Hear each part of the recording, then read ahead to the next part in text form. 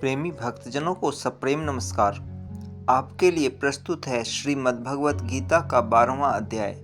आपको हमारी वीडियो समय से मिलती रहें इसके लिए चैनल को सब्सक्राइब कर बेल का आइकन दबाएं और यदि आपको हमारी वीडियोज अच्छी लगें तो उन्हें लाइक और शेयर करें। धन्यवाद। भगवान के वचनों को सुनकर अर्जुन बोले, हे मनमोहन, जो अनन्य प्रेमी भक्तजन इस पूर्वोक्त प्रकार से निरंतर आपके भजन ध्यान में लगे हुए आप सगुण रूप परमेश्वर को अति श्रेष्ठ भाव से उपासते हैं और जो अविनाशी सच्चिदानंद घन निराकार को ही उपासते हैं, उन दोनों प्रकार के भक्तों में अति उत्तम योगवेत्ता कौन है? इस प्रकार अर्जुन के पूछने पर श्री कृष्ण भगवान बोले, हे अर्जुन, मेरे में मन को एकाग्र करके निरंतर मेरे भजन ध्यान में लगे हुए जो भक्तजन अतिशय श्रेष्ठ श्रद्धा से युक्त हुए मुझ सगुण रूप परमेश्वर को भजते हैं, वे मेरे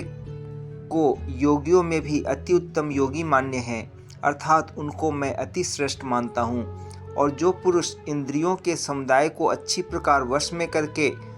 मन बुद्धि से परे सर्वव्यापी अकथनीय स्वरूप और सदा एक रस रहने वाले नित्य अचल निराकार अविनाशी सच्चिदानंद घन ब्रह्म को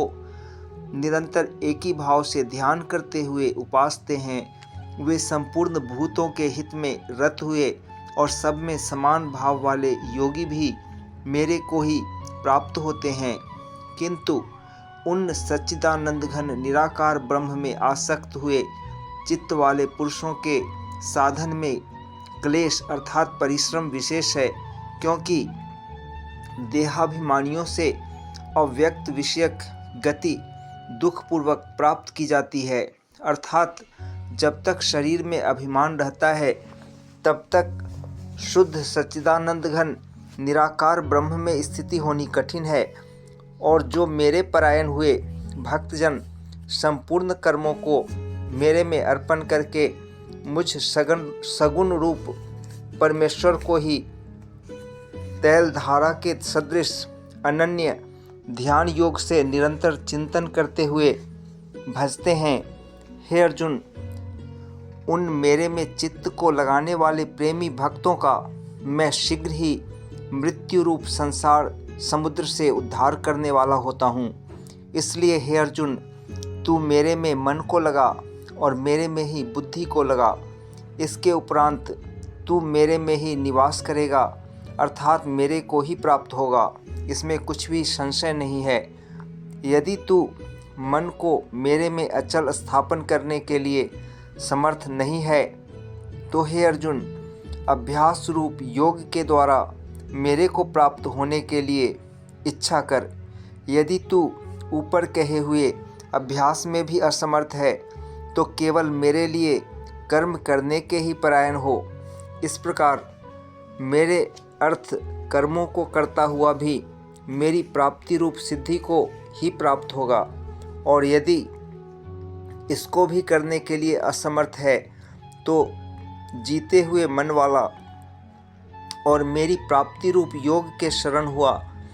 सब कर्मों के फल का मेरे लिए त्याग कर, क्योंकि मर्म को न जानकर किए हुए अभ्यास से परोक्ष ज्ञान श्रेष्ठ है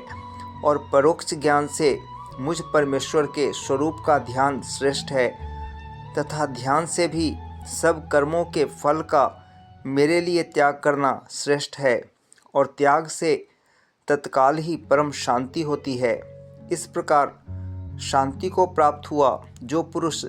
सब भूतों में द्वेष भाव से रहित एवं स्वार्थ रहित सबका प्रेमी और हेतु रहित दयालु है तथा